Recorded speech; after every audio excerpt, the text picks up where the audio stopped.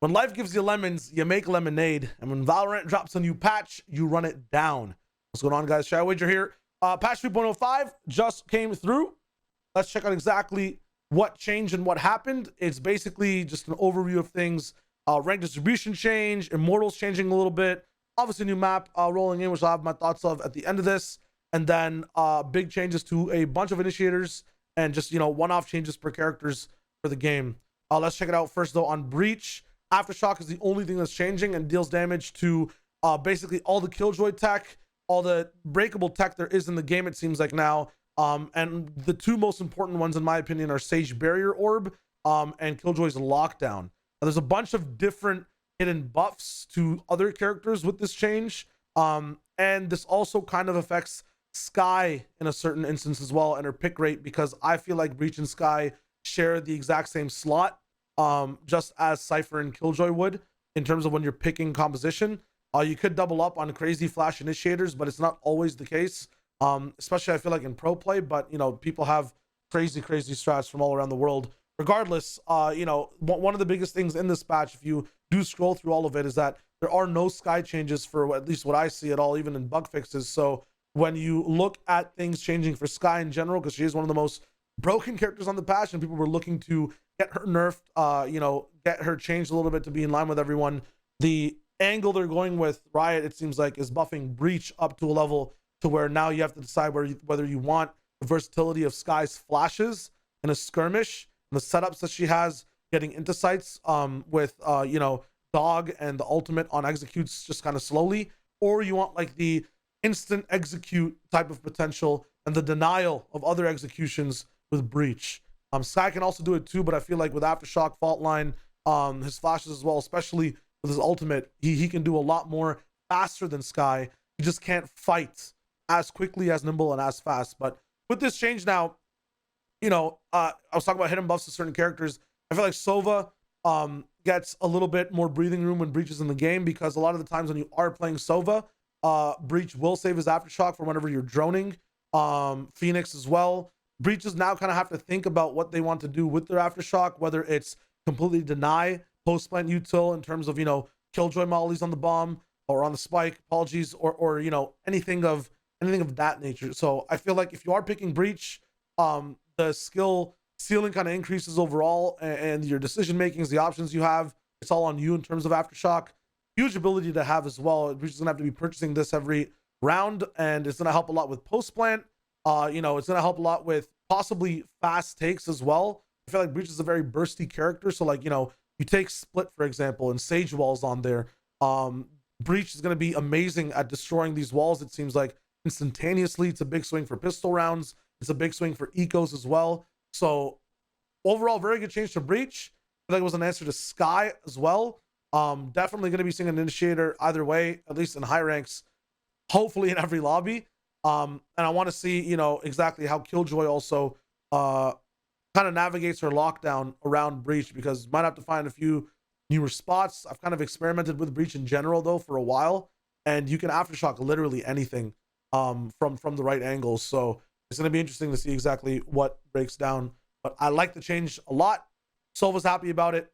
A lot of Sentinels are not happy about it. It's a little bit of a nerf and a hit to Sentinels again, but it requires a skilled Breach. And it gives your team a lot of room initially to move, because Breach might save his Aftershock for the post plan. So now Brimstone rolling in, same kind of change with his Orbital Strike. Looking at this ability, I feel like people aren't gonna use it in any different ways at all. It's just like an extra buff to Brimmy in general.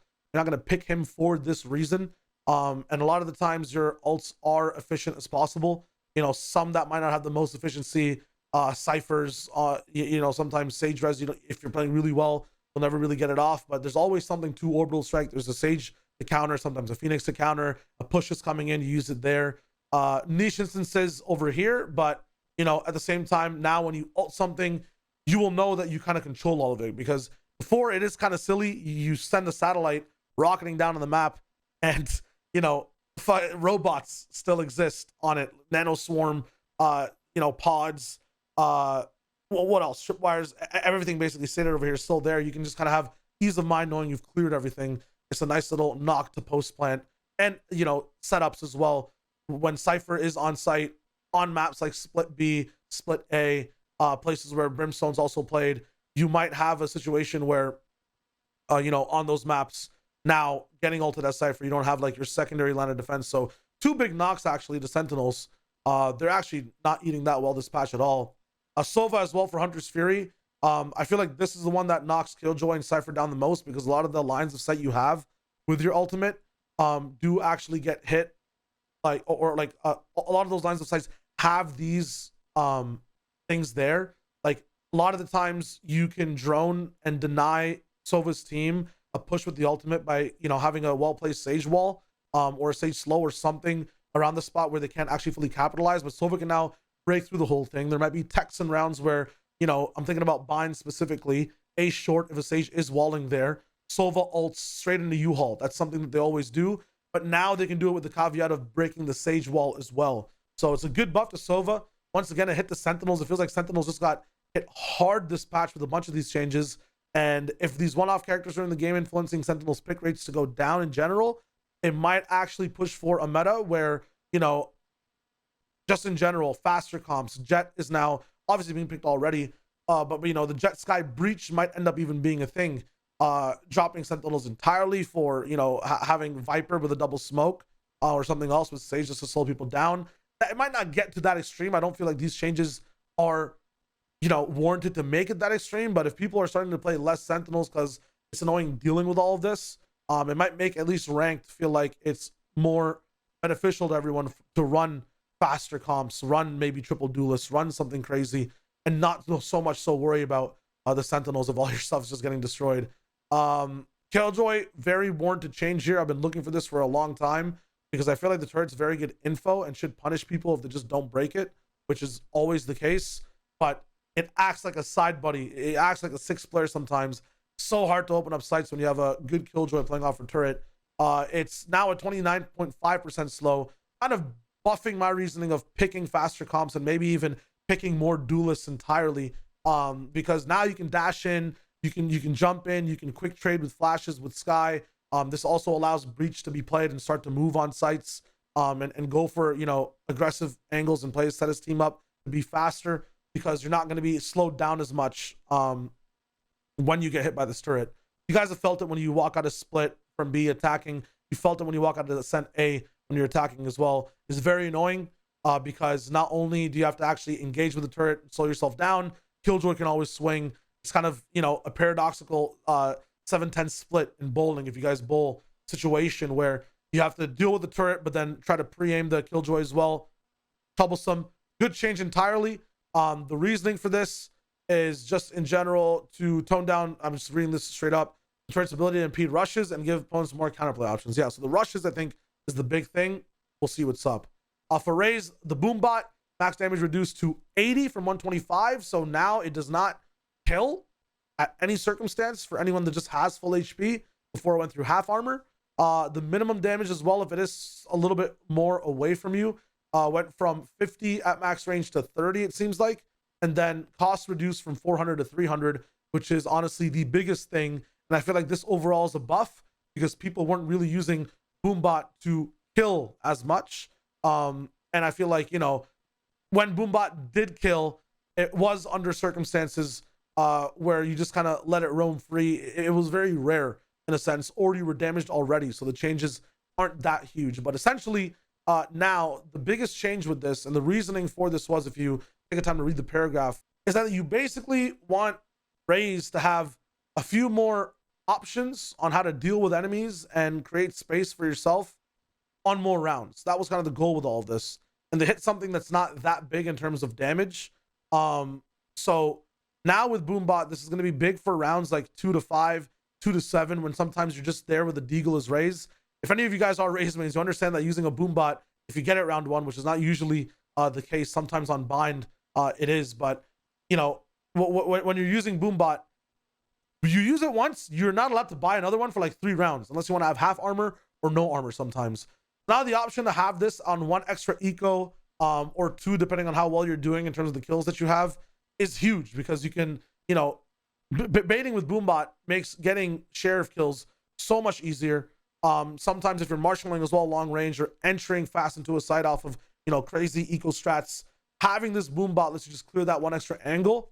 This is a huge buff to maybe put Raze in, and maybe even in situations where people might be playing Reyna or Raze mains to switch off to Reyna, because I feel like that's also a big thing that's happening. But the big thing too is going with this idea of maybe this patch is, in terms of ranked at least, a triple duelist patch, where Sentinels just aren't needed that much because Breach exists. Sky is just becoming rampant in terms of clearing off people entirely. But if you want to start going fast with stuff, Raze can definitely be in that area. And I always feel like she's an initiator duelist hybrid, because sending out nades, sending out these boom bots, blast packing people off of angles as well if you don't want to use them offensively, sets your team up for great plays and really makes space from a distance, which is what I think initiators are really good at, like clearing initial angles and close angles from far away. Letting your team walk up instead of you, if you want to play that type of baity duelist role, which I feel like every duelist jumps into. But past that as well, that's all the Asian changes. I feel like Breach will have a much higher increased pick rate. If he doesn't, I will try my best to main Breach 24/7. Brim and Sova, cool buffs overall. Sova just has a little bit more use for it, and Killjoy knocked again to give people like Raze, Jet, Reyna, Yoru more room, Sky to jump into sites. Fracture's life, talking about Fracture real quick. 4-orb map. It's a map that feels like it plays literally, properly differently every round. Like, you're really getting 2 to 3 maps in one, 2 to 3 experiences in one, in which other maps didn't really truly feel like that a lot of the times. It felt like everyone was kind of playing in the same place, and then you went to one corner of the playground. But in Fracture, it feels like there's 4 different playgrounds. You have to choose which one you want to go to. Some have monkey bars, some have certain things like vertical elevation, others don't. On other maps, it feels like everything's a little bit more smaller, and you're instantly switching from place to place. And every place is not that different. It's like clear angle 1, clear angle 2, and go. Now it's going to be cool to see how people approach Fracture. My full breakdown for this will come out too, once I get enough of a chance to scrim on the map and let you guys know what the ups and downs are overall. Comp updates past that, Immortal 1, 2, 3 ranked tiers are back, which is sick. I feel like it's good to be able to give people that little pocket of demotion, and at the same time keep the MMR a little bit even throughout all 3 ranks, as I feel like Immortals 1 to 3 were mixing a little bit too much. This might separate that entirely. Rank distribution was talked about in a previous article as well, that I'm not going to go that deep into. But basically, what's it called? They were, a TLDR. There's too many people in silver, I believe is what it was. So some people might get bumped up, more players in platinum, diamond, more players a little bit in the bronze side, and we're kind of evening out that entire thing. Think about, a bumpy road. You just got to smash down the concrete now. But that's going to be cool. Fracture's only going to be in all the other queues for 2 weeks. So scrim it up a little bit, and then let me know what you guys think of the map. Past that, some fun stuff. Battle Pass bonus XP. I know everyone's like rushing for it at the end of the act, but if you buy the premium Battle Pass now, you'll be balling. Apparently. So let's go. I'm pretty sure the premium Battle Pass is just the paid version. There's not like another tier of Battle Pass. So if you are buying the Battle Pass to get every skin in it and whatnot, this is just a nice bonus for you. Get your skins up, and then also get your wins up, hopefully. Social updates. This is a cool update in terms of, people who play these modes. I had my first instance of like people doing weird shit like this yesterday when the patch was down. I was playing a lot of Spike Rush. I want to see an update for people who kill themselves off spawn, and these guys are queuing up as 4 people for some reason and mollying them or mollying themselves. That I feel like is a problem. It's not related to comp at all, but something I discovered yesterday. If Riot wants to take a look into that, they're just trying to speed run these Spike Rushes. Sucks for this lone Jet who's trying to just have some fun while the patch is down. Anyways, performance updates. I updated the ping calculation, exclude the server frame time. Cool. NVIDIA reflex clarity. Cool. Nice. Not much to talk about there. Bug fixes. The big one on this patch was the Viper bug, which was when you cross between 2 Viper walls, for some reason your game just gets completely nearsighted, like permanently, and I think you get stuck at a certain decay level. You don't go down to 1 HP, but you never undecay, which was very weird. But that's gone, which is dope for playing Icebox. That's where I felt like it always happened. And then I guess past that, Omen bugs are fixed. Omen no longer was weapon slower than intended after casting dark cover. Nice. That does happen sometimes. I feel like there is a bug with this with Cypher as well that needs to be fixed. But quality of life changes for some of our smoke players in the game. Some of the controllers is the official term. Yeah, coaches can now see other stuff too. There's not too much down here. I read it already, but just wanted to make sure. Double time. I feel like this patch is going to be the rise of the initiators a little bit more so than not. If you haven't tried out Breach, Sova, or Sky at all just yet, go for it because they'll be powerful this patch. I feel like big swings for Breach. Learn this character. I have a video coming out talking about how to learn certain characters as well, a tier list of what to play and not. But for now, that was patch 3.05. Not too many big changes. Good luck if you're an immortal climbing through the ranks. And I'll see you on the next one. Peace, peace. Psych, forgot how to YouTube for a second.